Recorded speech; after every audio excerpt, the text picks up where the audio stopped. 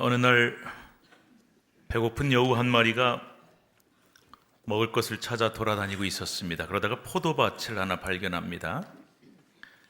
너무 배가 고파서 포도라도 좀 먹고 허기를 면해보자 싶었죠. 그래서 보니까 포도송이가요, 여우가 이 따먹기는 너무 높은 곳에 매달려 있는 거예요. 여우가 껑충껑충 뛰어도 봤어요. 나무를 타고 올라가도 봅니다. 그런데 아무리 애를 써봐도 도저히 포도까지 닿을 수가 없었습니다. 결국 여우는 포기하면서 돌아가 버리는데 가면서 이렇게 투덜거렸다고 하죠. 저 포도는 어차피 신포도일 거예요.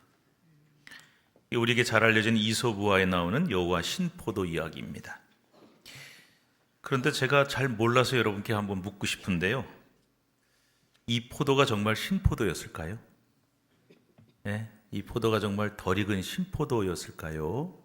아니면 아주 잘 익은 맛있는 포도인데 여우가 먹을 수가 없으니까 저거 틀림없이 실 거야, 나 줘도 안 먹어, 그렇게 핑계를 댄 것일까요?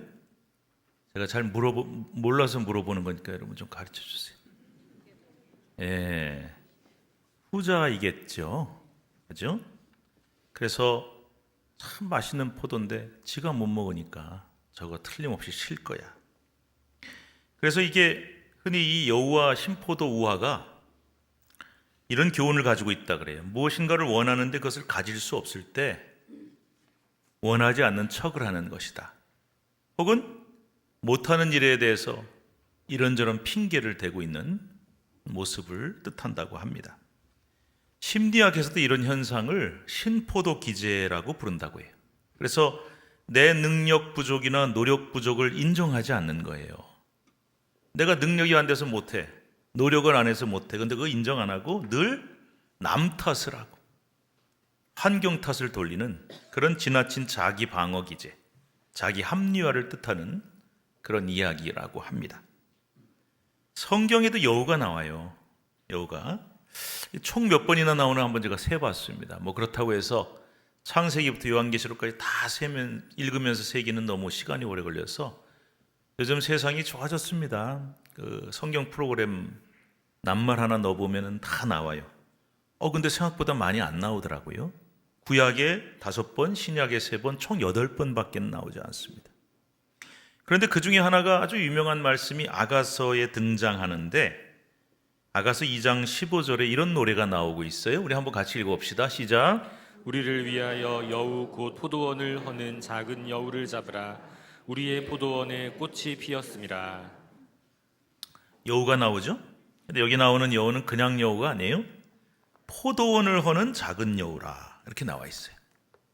우리가 이 말만 보고는 어떤 생각이 제일 먼저 드냐면, 이스라엘에 포도가 많다는데, 포도 농사가 정말 중요하다는데, 이 여우가 포도원에 들어와서 애써 지은 포도를 다 먹어치워가지고 농사를 망치는가 보다, 이렇게 생각을 하는 분도 많겠고, 또 실제로 그렇게 가르치는 분도 제가 봤거든요. 근데 요거는 이제 좀 오해입니다. 이거는 아까 우리가 말씀드린 그 여우와 신포도, 이솝우화를 너무 많이 읽어가지고 생기는 선입견이. 물론 이것도 한번 물어볼까요? 여우가 포도 먹을까요, 안 먹을까요? 오늘 질문 많이 할 거니까 대답 잘 하셔야 돼요. 여우가 포도 먹을까요, 안 먹을까요? 먹어요. 예. 여우는 잡식성이에요. 그래서 보통 육식, 그러니까 곤충, 물고기, 개구리, 새, 들쥐 이런 거 참 좋아하는데 초식도 합니다. 나무 열매도 먹어요. 그러니까 포도도 먹습니다. 포도가 주식은 아니지만. 그런데 아가서에서 포도원을 허는 작은 여우라고 할 때 이 말은 여우가 포도 농사를 애써 지어놨더니 와서 다 먹어치워서 망쳤다, 이런 뜻이 아니라니까요. 이스라엘에서는 추운 겨울이 지나 봄이 오고 포도나무에 꽃이 필 무렵에 이 여우가 포도원 안으로 몰래 숨어 들어오는 일들이 빈번했다고 합니다. 물론 포도를 먹기 위해서 들어올 수도 있겠지만, 이 포도원에는요, 여우가 제일 좋아하는 먹이가 곤충이나 들쥐 같은 작은 동물인데, 이 포도원에 오면 여우가 좋아하는 먹잇감이 많거든요. 그래서 이 작은 여우가 큰 여우가 아닙니다. 그 성경에 나오는 여우는 종자 자체가 작은 팔레스틴 여우인데 요게 포도원에 몰래 들어와서 굴을 파고 거기서 사는 겁니다. 이스라엘의 포도는 가장 중요한 농산물인데 포도나무를 보통 어디에다 심냐? 평지가 아니라 이게 산 비탈에다가 심습니다. 거기 심으면은 물도 잘 통하고 여러 가지로 좋다 그래요. 그래서 이 산 비탈에 경사진 곳에다가 돌을 이렇게 다 제거를 하고 이 흙을 곱게 만들어서 다져가지고 이렇게 계단식으로 포도원을 만든다고 합니다. 이 꾀가 많잖아요, 여우가. 그래서 돌을 제거한 부드러운 흙이 있으니까 이 포도원에다 굴을 파기가 얼마나 쉽겠어요. 게다가 자기가 좋아하는 먹이도 많으니까 포도원에 몰래 들어와서 사는 겁니다. 문제는 여우가 포도원에 많이 들어와서 굴을 많이 파고 살게 되면은 포도나무에 새싹이 나고 꽃이 피는 시기에 그 굴을 파다가 포도나무 뿌리를 다치기 때문에 포도나무가 말라 죽는 경우가 많다는 거예요. 그리고 심한 경우는 애써 경사지에 만든 계단식 포도원이 무너지는 일까지 벌어지니까 이 농부들은 여우가 애써 가꾼 포도원을 망치지 못하게 포도원을 지켜야 했다는 것입니다. 바로 이런 배경에서 아가서 2장 15절은 포도원을 허는 작은 여우를 잡으라 이렇게 말씀하고 있는 거예요. 근데 오늘날 이것이 영적 의미를 갖고 있습니다. 오늘날 우리의 포도원이 무엇일까요? 내 자신, 풍성한 열매를 맺어야 될 우리 가정, 우리 교회. 그런데 가정이나 교회나 우리 성도들을 무너뜨리고 허는 작은 여우가 어디든지 있다는 거예요. 그거를 잡아내야, 쫓아내야 우리가 풍성한 열매를 맺을 수 있다. 이런 영적 의미를 가지고 있습니다. 자, 성경에 나온 여우 이야기는 이 정도 하고요. 다시 우리 아까 얘기한 이솝우화로 다시 돌아가서 여우 이야기를 좀 해보겠습니다. 앞서 여우와 신포도에 등장하는 여우의 그 신포도는 어떤 의미를 갖고 있다 그랬습니까? 내가 무언가를 원하지만 그것을 가질 수 없을 때 원하지 않는 척하는 위선, 혹은 그럴 때 되는 핑계라고 말씀드렸어요. 그리고 내가 능력이 부족해, 노력이 부족해, 그거 인정하지 않고 늘 우리가 참 그렇게 많이 하잖아요. 누구 탓, 남 탓하고 환경 탓하고 이런 태도라 그랬습니다. 그런데 저는 이러한 교훈에 한 가지 교훈을 더 하고 싶습니다. 뭐 다 비슷한 얘기지만은 이런 교훈입니다. 뭐라고 써 있습니까? 읽어봅시다. 해보지도 않고 핑계대지 마라. 시도도 안 해보고 못할 이유만 찾지 마라. 그렇죠. 이 세상에 많은 사람들이 여우처럼 반응합니다. 물론 여우는요, 해봤어요. 포도송이 따먹으려고 막 꽁충꽁충 점프도 해봤잖아요. 나무도 타고 올라가 봐서 나름대로 최선을 다했어요. 노력을 했어요. 그런데 만약 사람인 우리가 노력조차 안 해보고 시도조차 안 해보고 안 될 거라고 포기한다면, 이런저런 핑계를 대면서 무언가를 탓하고 누군가를 탓하면서 쉽사리 돌아선다면 혹시 우리는 이 여우보다 못한 사람이 아닐까 생각해 보게 됩니다. 자, 오늘 우리가 읽은 본문은요, 지혜의 책이라고 알려져 있는 잠언 22장 13절 말씀입니다. 우리 한번 같이 읽어보겠습니다. 시작. 게으른 자는 말하기를 사자가 밖에 있은즉 내가 나가면 거리에서 찢기겠다 하느니라. 이것도 제가 잘 몰라서 여러분께 한번 물어볼 테니까 대답해 보세요. 이 게으른 자가 집 밖에 사자가 있다 그랬잖아요. 사자가 정말 있을까요? 질문이 너무 어렵습니까? 사자가 정말 있는 걸까요? 아니, 없다 그러시는데 사자도 없는데 그럼 왜 있다 그러는 겁니까? 핑계죠. 핑계예요. 근데 우리가 대는 핑계는 대개 실제하지 않는 게 많습니다. 일어나지도 않은 일을 가지고 핑계를 댈 때가 많다.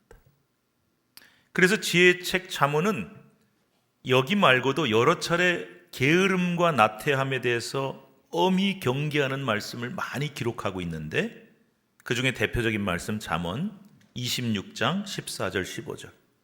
이 잠언 26장 14, 15절에 재미있는 말씀이 나와요. 한번 같이 읽어봅시다. 시작. 문짝이 돌적이를 따라서 도는 것 같이 게으른 자는 침상에서 도느니라.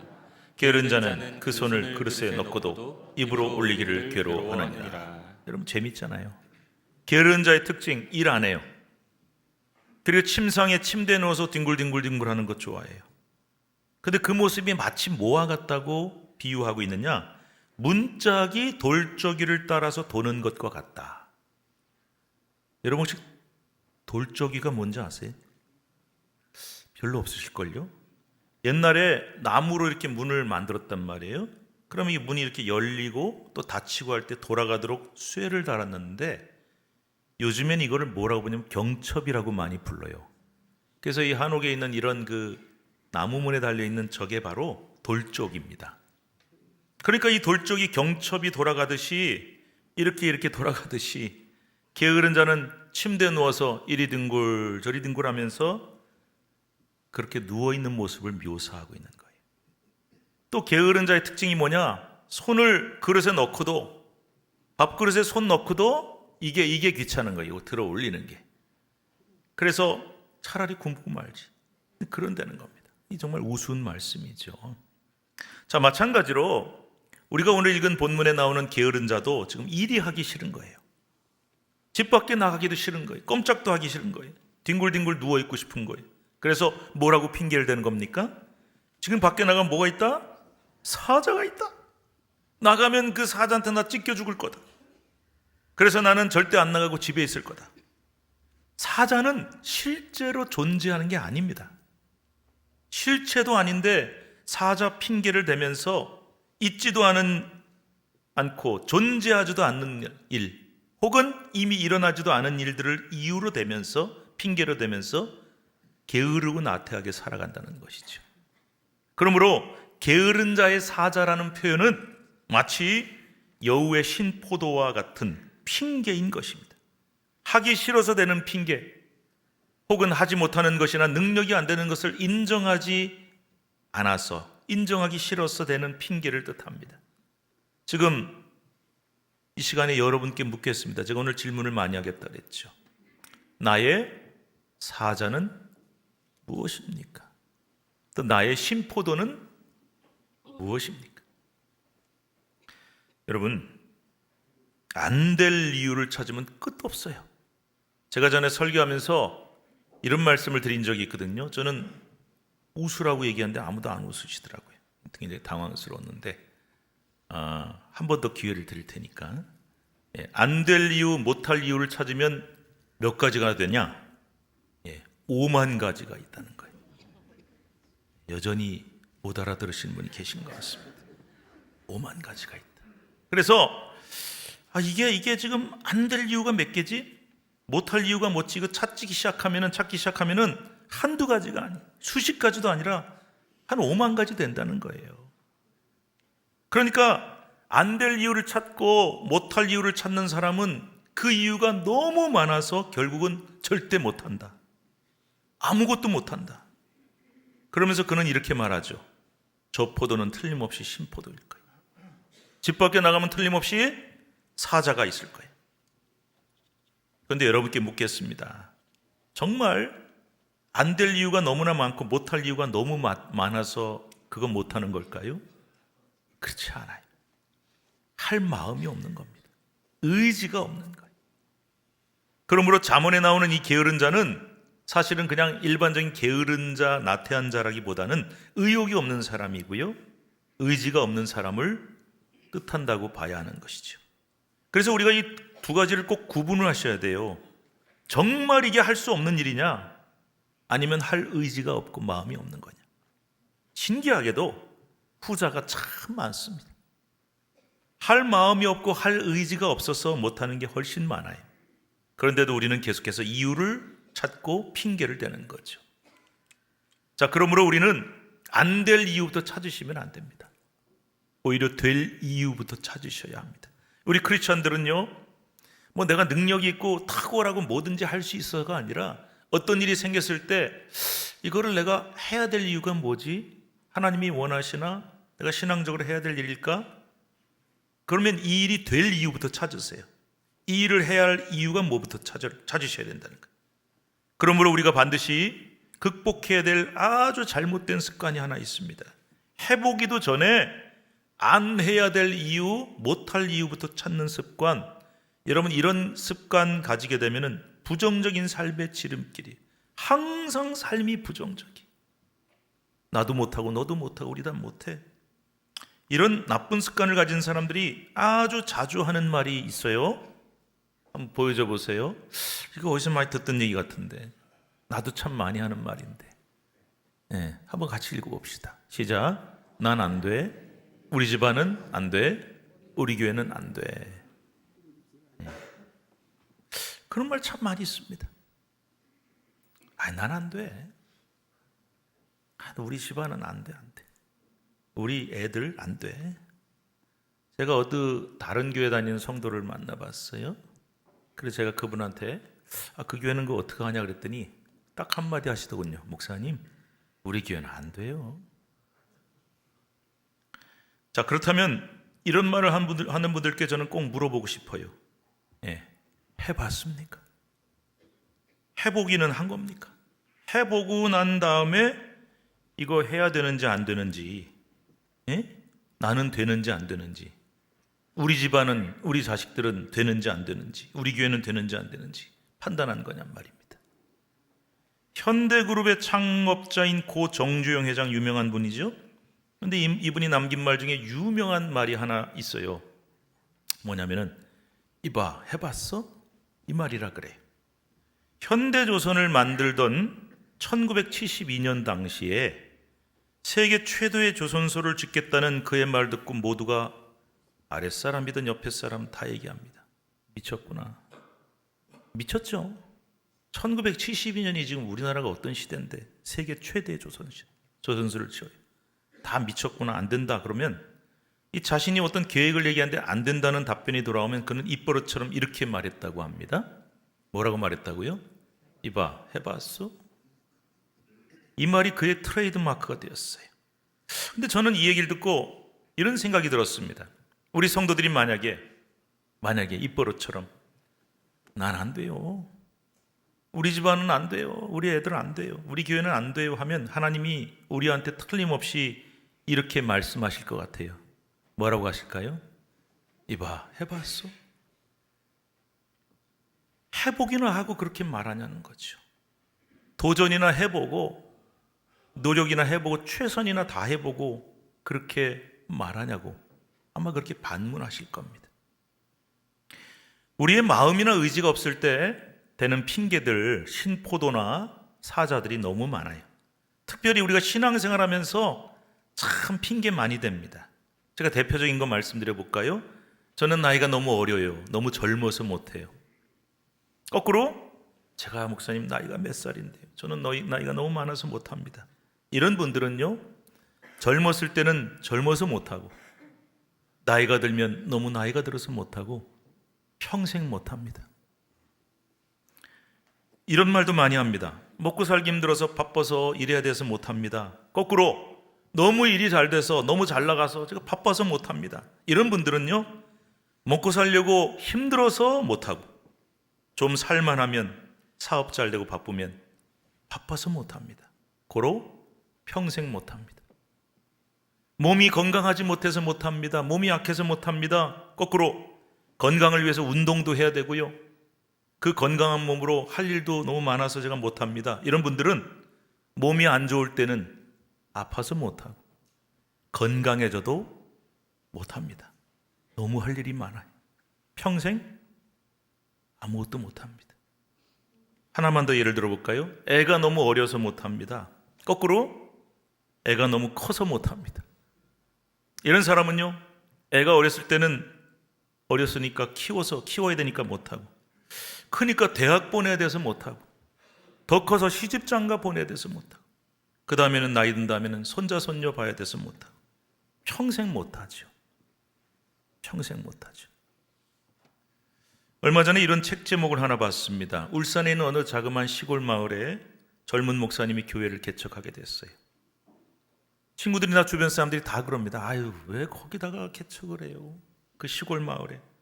그 교회 절대 부흥 못합니다. 자기네들 해보지도 않아놓고 전도 절대 안 됩니다. 교회 건축 절대 못합니다. 그런데 이 양반이 기필코 그를 기적적으로 이루어냈는데 그 목사님이 쓴 책 제목이 이겁니다. 제목이 아주 깁니다. 읽어볼까요? 마음이 없으면 핑계만 보이고 마음이 있으면 길이 보인다. 이게 책 제목이에요. 혹시 우리 눈에 자꾸 뭘 하려고 그러는데 핑계가 보이고 안 될 이유가 자꾸 보인다면 그건 혹시 내가 마음이 없는 것 아닌가, 의지가 없기 때문이 아닌가를 돌아보셔야 합니다. 사자와 신포도가 온통 우리의 마음을 사로잡고 있을 때 우리는 안 될 이유만 보입니다. 모든 것이 절대 불가능해집니다. 하지만 우리에게 마음이 있다면, 의지가 있다면 길이 보이게 되는 것이죠. 그 길은 어떤 길이냐? 내게 능력 주신 자 안에서 내가 모든 것을 할 수 있느니라. 내가 무슨 능력이 있어요? 난 못해요. 그러나 하나님이 하시기 때문에, 하나님이 하실 수 있기 때문에 하나님이 길을 보여주신다는 것이죠. 하나님이 도와주시기 때문에 가능하다. 믿는 사람이 이게 달라야죠. 리더스 다이제스트라고 하는 잡지가 있어요. 우리말로 굳이 바꾸자면 독자들을 위한 요약판이라고나 할까요? 1922년에 미국에서 창간된 잡지인데 여러 가지 읽을 거리들을 바쁜 사람들이 이거 다 못 읽으니까 그걸 요약을 해서 이제 책을 만들어요. 한국어판도 1978년부터 2009년까지 발행되었다고 하는데 한쪽에는 이게 한글로 읽을 거리, 재미있는 거리가 나와 있고 한쪽에는 영어로 나와 있어서 제가 중고등학교 때 열심히 사서 공부한다고 읽어봤던 기억이 납니다. 이 리더스 다이제스트 1994년에 나온 이야기를 제가 하나 소개하고자 합니다.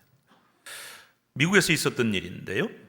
어느 가족이 이사 왔을 때부터 집 앞마당 한가운데를 차지한 큰 바위가 있었습니다. 크기만 크고 모양새도 별로 안 좋은 보기 싫은 바위였죠. 하루는 부인이 잔디를 깎을 때 늘 방해가 돼서 남편에게 이렇게 물어봅니다. 여보, 저 바위 파내버리면 안 될까요? 그랬더니 남편 안 돼. 그 바위는 옛날부터 거기 있었어. 전 주인도 파서 옮기려고 했었던가 봐. 라고 대답합니다. 그 옆에 있던 시아버지도 한마디 합니다. 얘야, 그 바위가 굉장히 깊이 박혀 있을 거다. 너희 어머니 식구들도 남북전쟁 이후 줄곧 이곳에서 살아왔는데 이제껏 아무도 그걸 파내지 못하지 않았냐? 라고 말합니다. 세월이 흘러서 혼자 이 집을 지키고 있던 이 부인은 틈을 내서 집 구석 여기저기 손보기 시작합니다. 수리도 하고 페인트 칠도 하고 집을 좀 새롭게 꾸며보려고 애를 쓰는데 자꾸 눈에 걸리는 게 있어요. 그 마당 한가운데를 떡 차지하고 있는 그 바위가 참 보기가 흉해요. 그래서 이 부인이 그 바위를 파내버리기로 결심을 합니다. 헛간에 들어가서 삽을 들고 나왔습니다. 조상들이 그 바위를 파내려다가 실패했을 터이니 쉽지는 않으리라 생각했지만 한번 도전해 보기로 마음먹었습니다. 마음을 다져먹고 두툼한 작업화를 신고 외바퀴 손수레를 밀고 나와서 하루 종일 애쓰면 어느 정도는 파내는 것이 가능할 것이라 생각을 했습니다. 그런데 그 일이 어처구니 없이 빨리 끝났습니다. 바위는 땅속에 한 40cm 정도밖에 박혀 있지 않았습니다. 그 바위는 단 5분 만에 손수레에 실려 옮겨집니다. 무슨 얘기입니까? 한 번도 파보려고 시도해 본 사람이 없었다. 왜? 원래 거기 있었고 전에 다 해봤을 텐데 안 됐을 터이니 내가 해봐야 소용이 없다. 참 어이가 없는 이야기죠. 이 집에 살다 간 사람들은 모두 조상들이 그 바위를 파내려고 했지만 결국 파내지 못했다고 믿고 살아온 겁니다. 바위가 너무 깊이 박혀 있어서 옴싹달싹 할 수도 없을 것이라고 믿었습니다. 그런데 막상 도전해보니 그게 아닙니다. 그런데 저 바위를 좀 파내보자 라고 말하는 아내에게 남편이 했던 말이 있죠. 안 돼. 그 바위는 옛날부터 거기 있었어.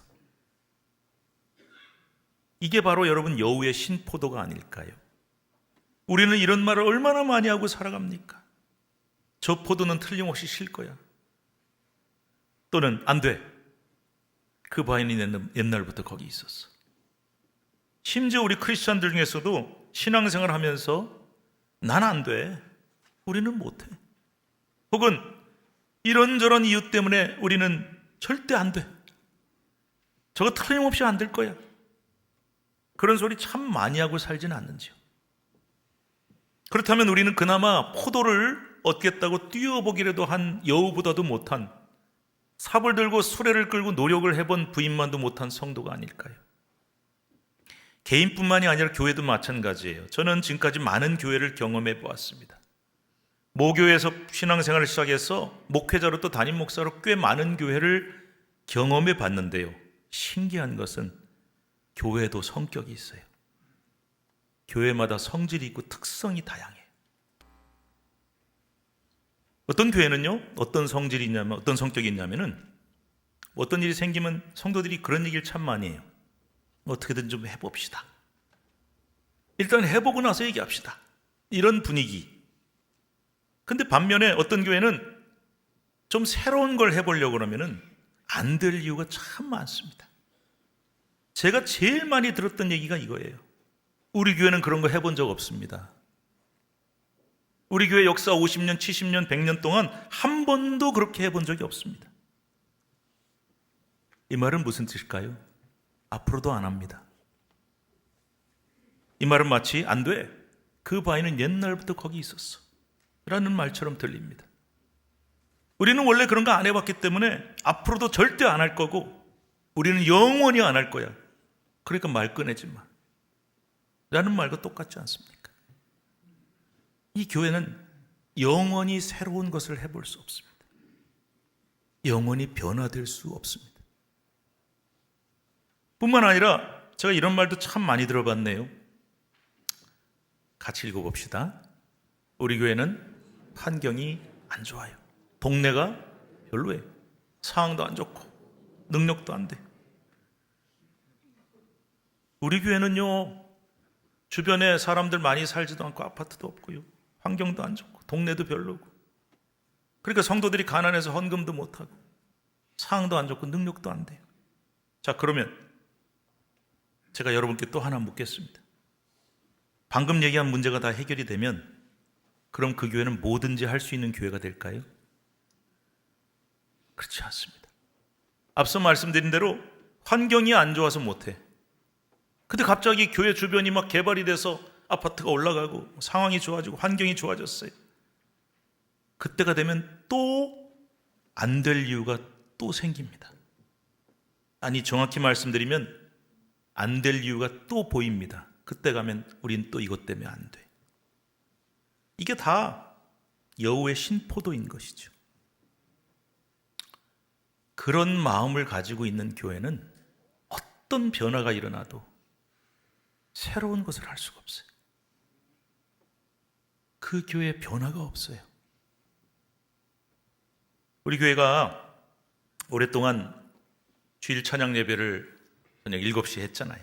뭐 몇 시에 하느냐가 이게 옳고 그름의 문제는 아니거든요. 선택인데 한번 주일 찬양 예배를 2시 반으로 한번 옮겨봅시다. 또 좀 새롭게 여러 가지를 좀 시도해 봅시다. 또 예배 장소를 소예배실로 좀 옮겨봅시다 했을 때 사실 많은 분들이 걱정을 해주셨어요.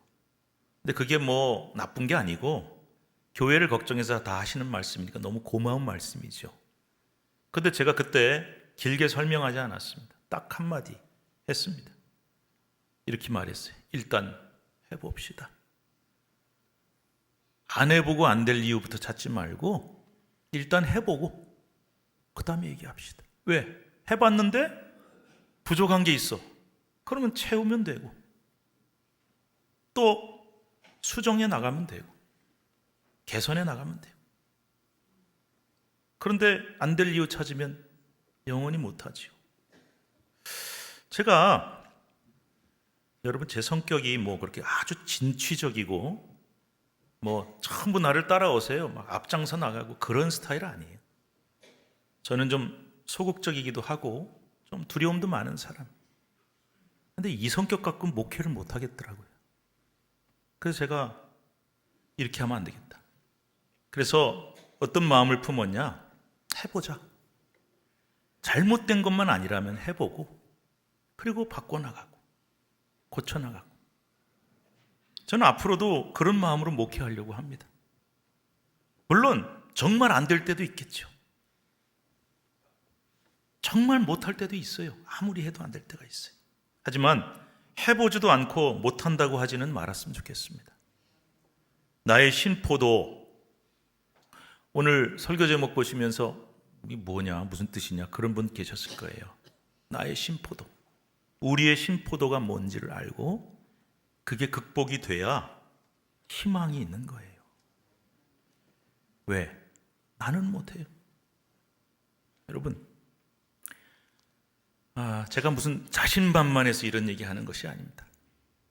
제가 저를 잘 알잖아요.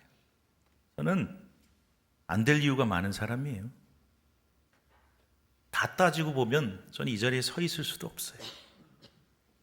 근데 하나님이 해주셨어요.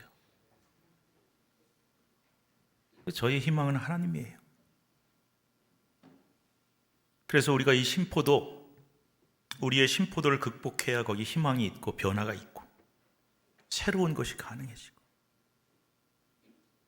마지막으로 여러분께 이런 질문을 드려보려고 합니다. 나의 신포도는 무엇입니까? 우리 교회의 큰 바위 덩어리는 무엇입니까? 우리 가정에게는 무엇입니까? 우리가 이런 것들 때문에 저는 못해요, 우리는 안 돼요 라고 말한다면 아마 하나님께서는 틀림없이 우리에게 이렇게 말씀하실 겁니다. 뭐라고 하실까요? 이봐, 해봤어. 기도하겠습니다. 하나님, 우리에겐 연약함이 참 많습니다.